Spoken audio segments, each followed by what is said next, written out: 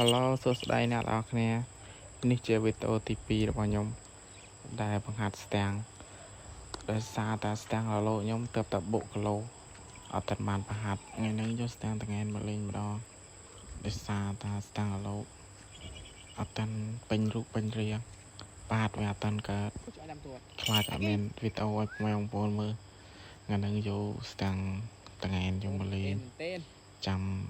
មើលទាំងអស់គ្នាដោយសារស្ទាំងខ្ញុំស្ទាំងថ្ងៃនេះ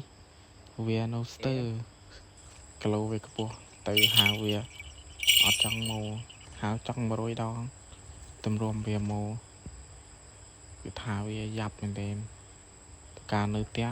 100ម៉ែត្រអីស៊ីផុយចែកមកវាតា5ម៉ែត្រអីហៅវាអត់ចង់មកផងហៅវាស្ពឹកហៅវាចិត្តឲ្យវាអត់ចង់មកទៀតណា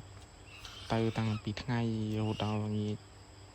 ផាត់វាហៅវាអត់ចង់ឆ្លងដៃទៀតបាន3យ៉ាងណា